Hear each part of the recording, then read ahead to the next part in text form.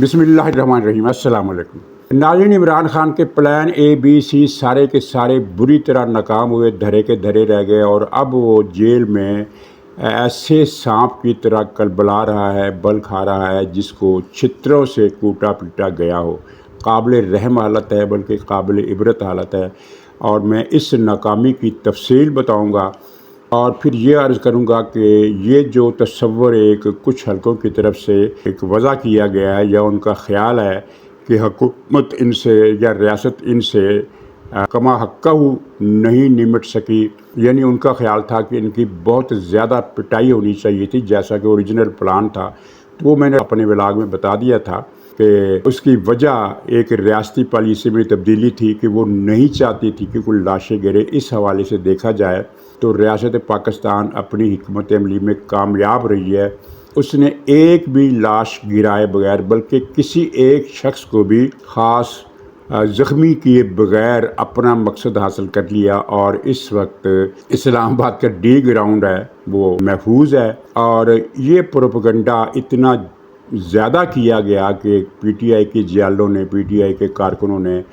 D چوک پر قبضہ کر لیا ہے کہ بہت سارے لوگوں کو یقین آ گیا، حالانکہ وہ کبھی بھی ڈی چوک کے قریب نہیں پہنچ سکے تھے، اور جتنی بھی جھڑپیں ہوئی وہ چائنا چوک اور شہر دستور کے کچھ حصوں میں ہوتی رہی ہیں، اور ان کی تعداد اور گنتی کا بھی میں تفصیل سے ذکر کر چکا ہوں۔ کل خود PTI کے ایک ولاگر نے بتایا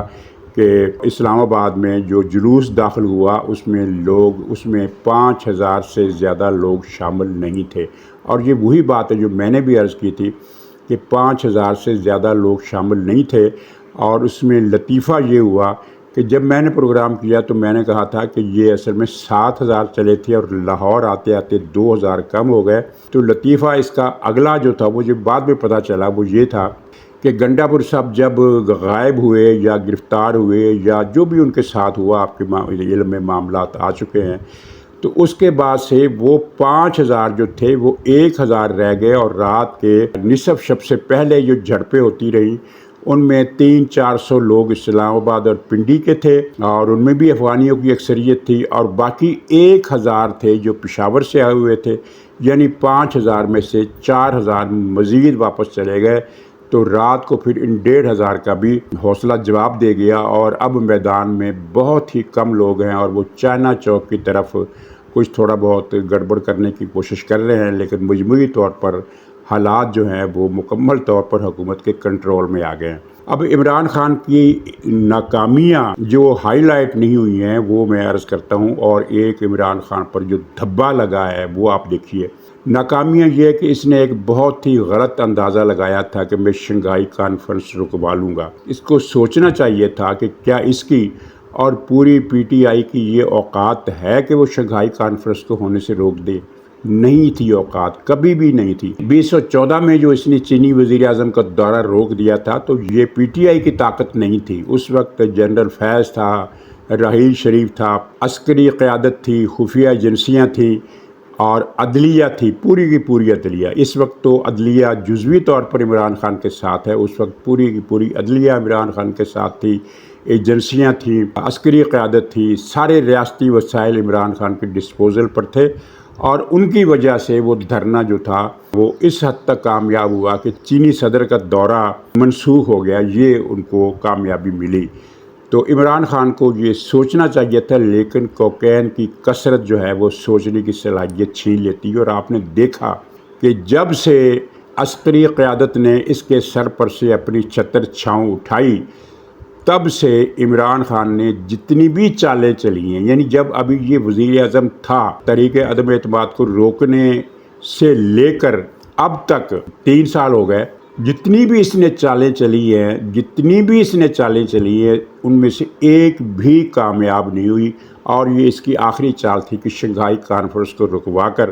وہ ایک غلغلہ پیدا کر دے گا اور انقلاب آ جائے گا۔ تو وہی بات کہ اس کو اپنی اوقات سوچنی چاہیے تھی، اس کی اور PTI کی اوقات اتنی نہیں ہے۔ نمبر 2، اس کا یہ نقصان ایک تو یہ ہوا کہ اس کی حتمی ناکامی نے اب PTI کے ورکر اور حامیوں کا دل توڑ دیا ہے، حوصلے توڑ دیے اور حوصلے اس بار ایسے ٹوٹے ہیں کہ اب دوبارہ جڑنے والے نہیں ہیں۔ کوئی معجزہ ہی ہو سکتا ہے جو ان کو پھر سے اپنے پاؤں پر کھڑا کر دے۔ اب یہ پارٹی اپنے پاؤں پر کھڑا رہے یہ بہت مشکل ہے، نیکسٹ ٹو امپاسبل ہے۔ ایک نقصان ان کو یہ ہوا کہ یہ اپنے مقصد حاصل کرنے میں پوری طرح ناکام رہے۔ دوسرا، ان کے دو ایکسپوجر ہوئے۔ ایک ایکسپوجر یہ ہوا کہ ان کی طاقت کتنی کم ہے، اسٹریٹ پاور ان کے پاس کتنی کم ہے، یہ زیادہ لوگ نہیں لا سکتے۔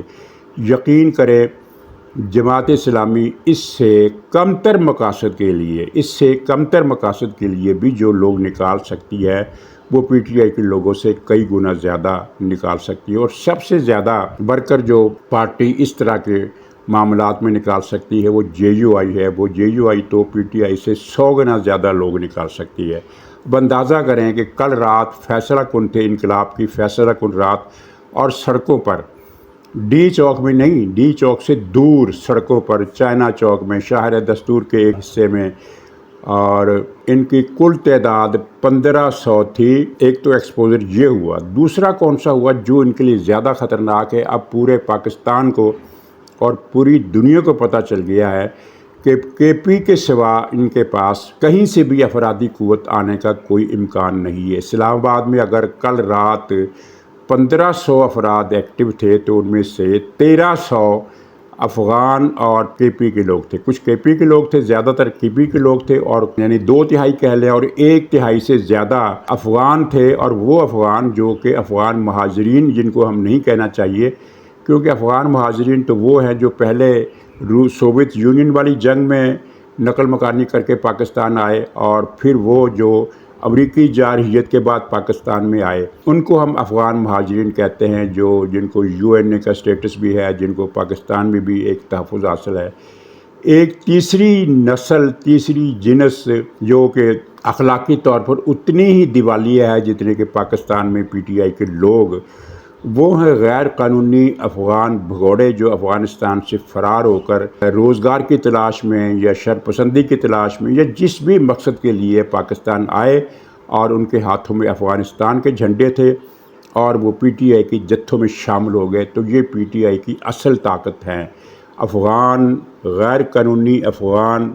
باشندے، پاکستان میں غیر قانونی طور پر مقیم افغان باشندے، یہ پی ٹی آئی کی طاقت ہے۔ اور یہ پی ٹی آئی کا بہت ہی بڑا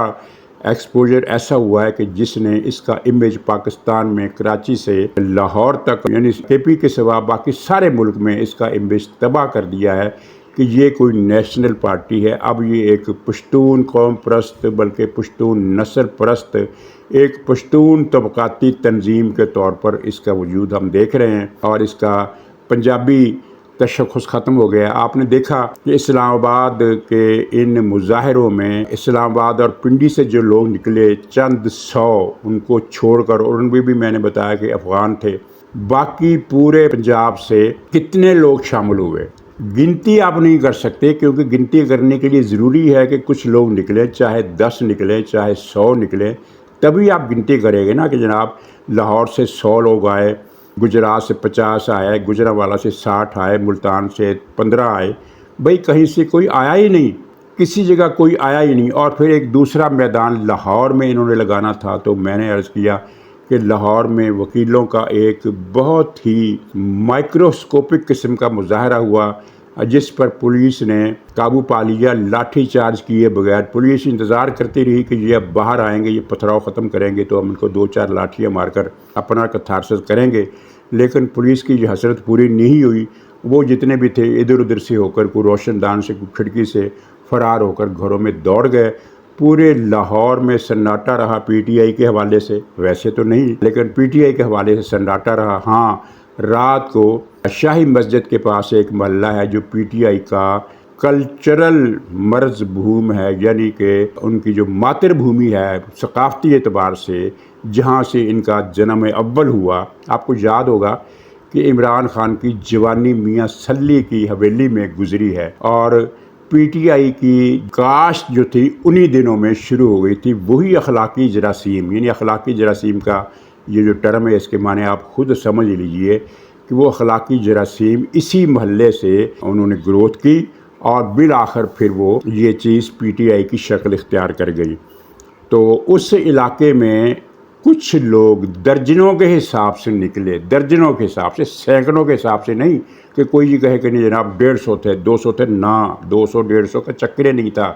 چند درجن افراد تھے جو ادھر ادھر گھومتے رہے، پولیس نے ان کا پیچھا کیا، وہ چھپ گئے اور بس بات ختم ہو گئی۔ کوئی لاٹھی چارج ہوا، نہ کوئی پتھراؤ ہوا، نہ کوئی ٹائر کو آگ لگائی گئی، نہ کوئی سڑک بند ہوئی، کچھ بھی نہیں ہوا۔ ایک مقام پر پولیس نے ان پر شیلنگ ضرور کی، لیکن وہ شیلنگ بھی غیر ضروری تھی۔ تو یہ ان کا لاہور میں تھا جہاں انہوں نے حکم دیا تھا تو عمران خان نے کہ کچھ بھی ہو آپ نے مینار پاکستان پہنچنا ہے۔ تو جب ایسی پابندیاں ہوں، کنٹینر کھڑے ہوئے ہوں، رستے میں ناکے لگے ہوں، جگہ جگہ پولیس ہو، تو لوگ بہت کم پہنچتے ہیں، لیکن پہنچتے ہیں۔ یعنی اگر کوئی پارٹی طاقت رکھتی ہو تو ان صورتحال میں وہ اگر 15-20 ہزار افراد تو نہیں لا سکتی، کیونکہ اتنی پابندیوں میں 15-20 ہزار لانا بہت مشکل کام ہوتا ہے، لیکن 1000-2000 بندہ تو وہ پہنچا ہی دیتی ہے، چاہے کچھ بھی ہو جائے۔ وہ نکل آتے ہیں 1000-2000 بندہ، پولیس کو ڈاج دے کر، گلیوں کے اندر سے ہو کر، ٹینکروں کے نیچے سے ہو کر، ٹینکروں کے اوپر سے ہو کر، کسی کنٹینر کو گرا کر، کسی کے دائیں سے ہو کر، کسی کے بائیں سے ہو کر، آنکھ مچولی کھیلتے ہوئے 1000 1500 2000 بندہ مینار پاکستان میں پہنچنا لازمی تھا، لیکن وہاں تو ایک بھی نہیں پہنچا۔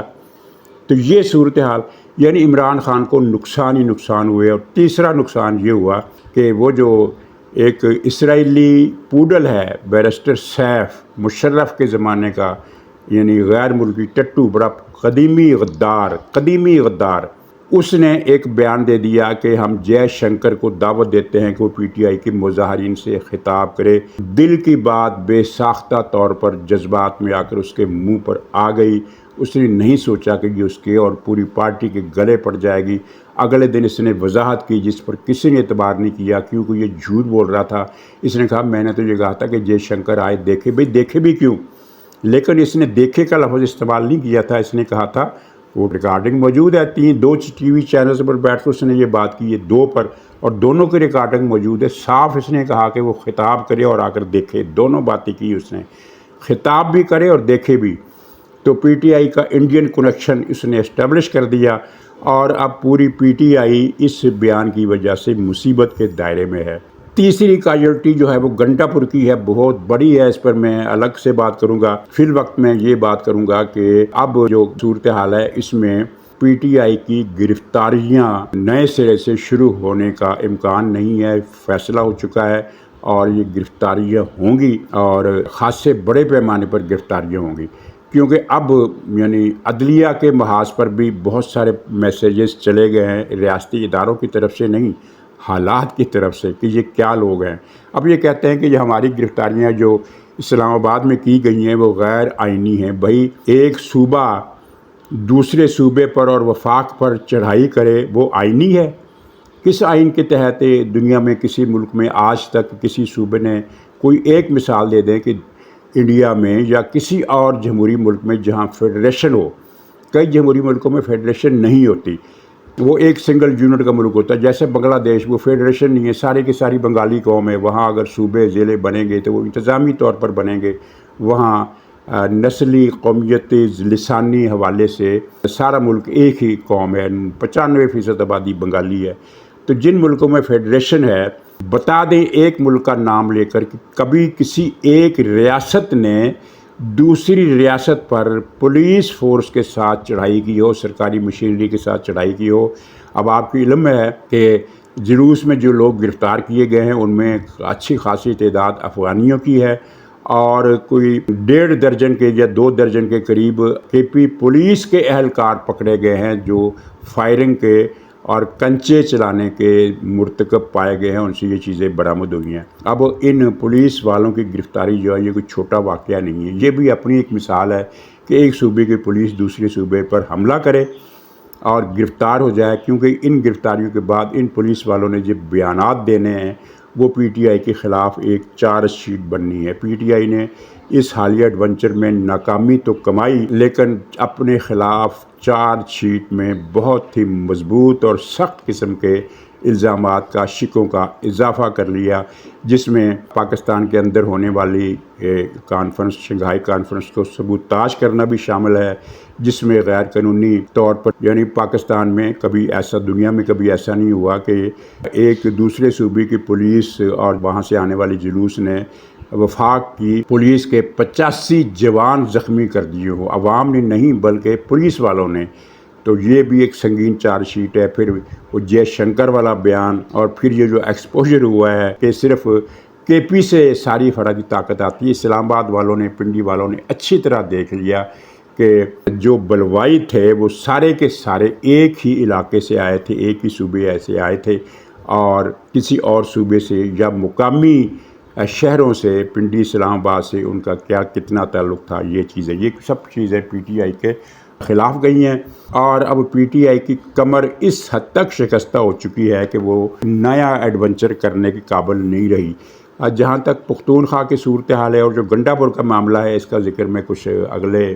ولاگ میں کروں گا۔